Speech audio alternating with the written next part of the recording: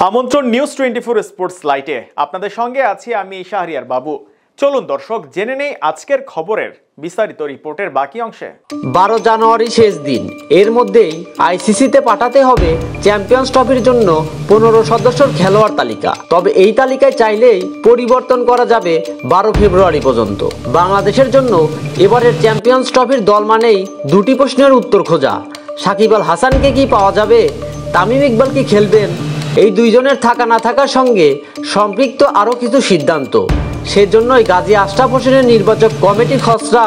তবে প্রায় চূড়ান্ত সিদ্ধান্ত যে দলটি নিয়ে এখনো বোর্ডের নির্দেশনার অপেক্ষায় আছে। তাতে অনেকের নামের পাশেই অদৃশ্য অবলিক দিয়ে রাখতে হচ্ছে অন্য নামও। রাজনৈতিক কারণে বাংলাদেশের ক্রিকেটে সাকিবের বর্তমান যে অবস্থান, তাতে তাকে দলে রাখতে হলে বিসিবির নির্দেশনা লাগবে।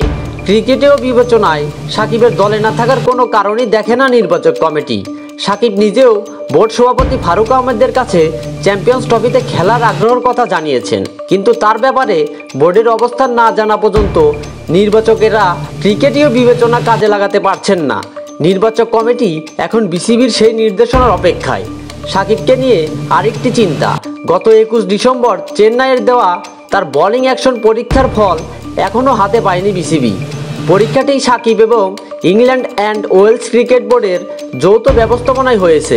বিসিবি আশাবাদী এর ফলাফল ইতিবাচক আসবে। তা না হলেও হাতে যে সময় আছে, তাতে অ্যাকশনের বৈধতার ছাড়পত্র নেওয়া কঠিন হবে না বলেই তাদের বিশ্বাস। তামিমের ব্যাপারে নির্দেশনা দেওয়াই আছে।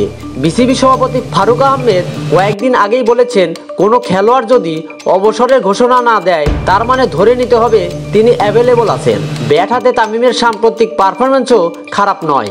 সবচেয়ে বড় কথা, আন্তর্জাতিক ক্রিকেটে তার অনুপস্থিতির দীর্ঘ সময়টাতে অন্য কোনো ওপেনারই দলে নিজেকে অপরিহার্য করে তুলতে পারেননি। কাজে ওপেনার হিসাবে নির্বাচকদের তালিকায় তামিমের নাম এখন পর্যন্ত আছে। তবে আইসিসিতে পাঠানো দলেও থাকবে কিনা সেটি নির্ভর করছে তামিমের উপর। সম্প্রতি চিটাগাং কিংসের শুভেচ্ছা দ্রুত হিসাবে বিপিএলে আসা শহীদ আফ্রিদির এক ভিডিওতে তামিমকে বলতে শোনা গেছে তিনি আর জাতীয় দলে খেলবেন না। এর আগেও বিভিন্ন সূত্রে তার এমন মনোভাবের কথা বাইরে এসেছে, কিন্তু এটাই কি তামিমের চূড়ান্ত সিদ্ধান্ত? জানা গেছে বিপিএলের সিলেট পর্বের মধ্যেই চ্যাম্পিয়ন্স ট্রফিতে খেলার ব্যাপারে নির্বাচকেরা তার সিদ্ধান্ত জানতে চাইবেন। তামিম খেলতে চাইলে 1 নম্বর ওপেনার হিসেবে দলে তার নাম থাকবে।